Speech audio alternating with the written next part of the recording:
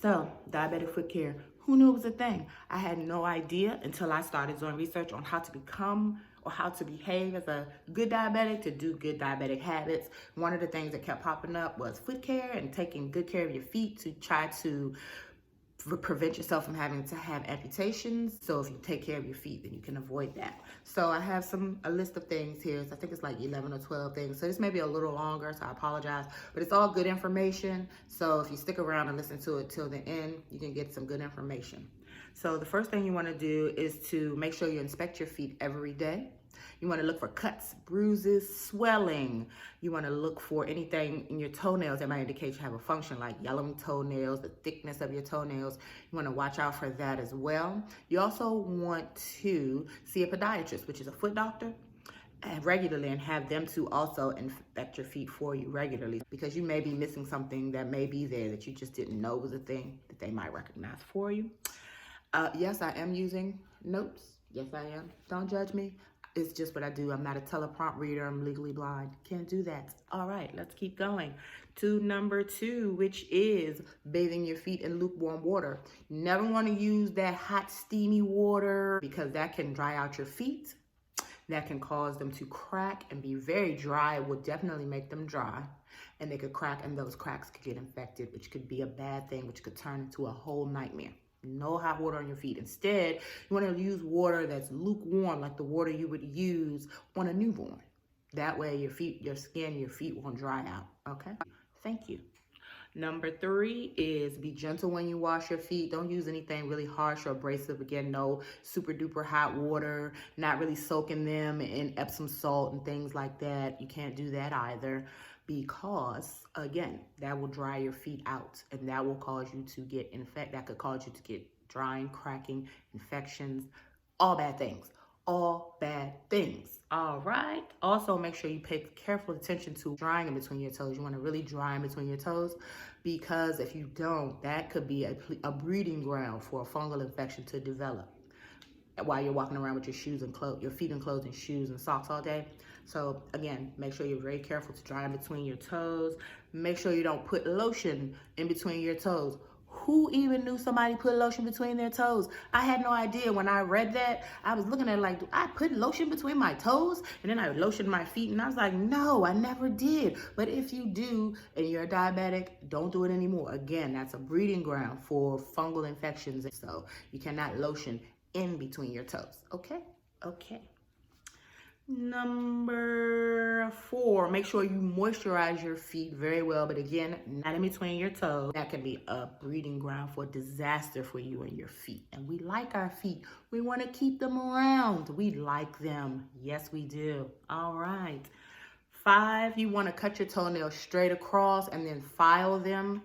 But you don't want to cut them too low, because again, that could cause ingrown toenails, which can get infected, and that can be a whole ordeal. I do not cut my toenails at all. I simply file them straight across, and then that way I don't have to worry about the issue of cutting, missing, cutting too close, cutting too quick, any of those things that could again cause an infection to occur. All right? All right. You cannot, this is number 6, you cannot treat calluses on your feet. You cannot use those medicated pads. You cannot cut them off. Again, horrible for you and your feet. Don't do that, because that can get infected. Instead, if you get a callus, go have a doctor treat them, whether it's your podiatrist, your primary care physician. Make sure you have a doctor treat those calluses for you. We love our feet, so it's no good for you to cut calluses and things off of that. Now this one right here, number 7, should go without saying, but we're gonna say it anyway, just in case somebody didn't know. You can't say somebody didn't tell you.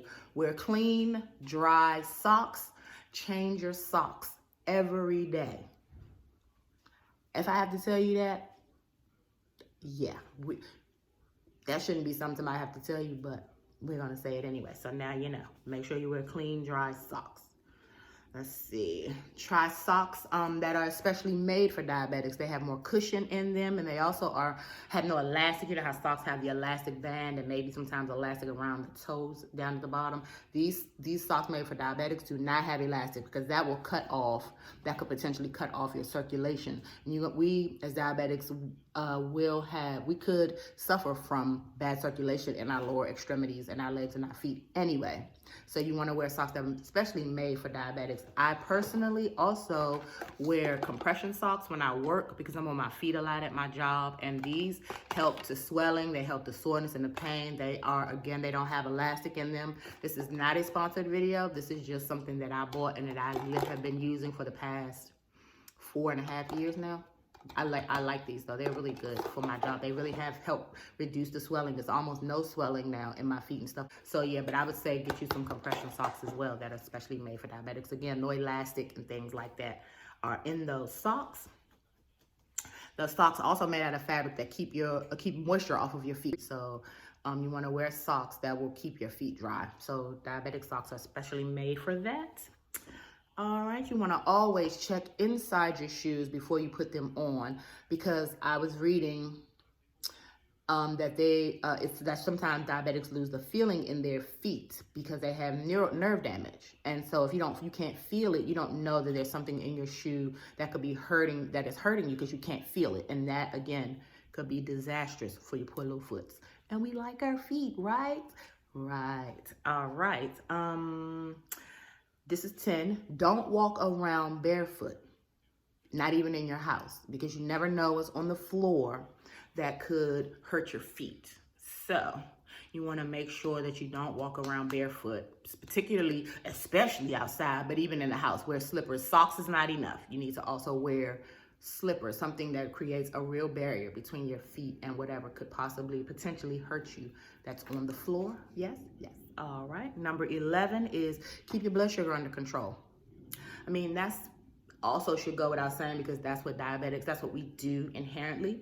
But if the better you keep your blood sugar under control, the less damage, I believe this is true, the less damage you could suffer from nerve damage and things like that. And then number 10, don't smoke. If you're a smoker, you gotta find a way to quit, because that smoking restricts the circulation and the blood flow to your feet, because it's just bad. Smoking is just bad for everyone, particularly diabetics, because you don't want to restrict your blood flow to your extremities. And then also the last thing that I have for you is I have read that people use antiperspirant on their feet.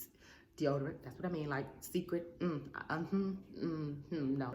I won't put deodorant on my feet. What I do use, and I'm thinking that this is okay, I haven't asked anyone particularly, so I would tell you that I'm telling you this, but ask before you do it, because I'm gonna ask myself, I use odor eater's foot spray, because my feet do sweat. I'm not perfect, I'm cute, but I'm not perfect. And my feet do sweat. So I use this spray, and this does help my feet from sweating in my socks and my shoes all day.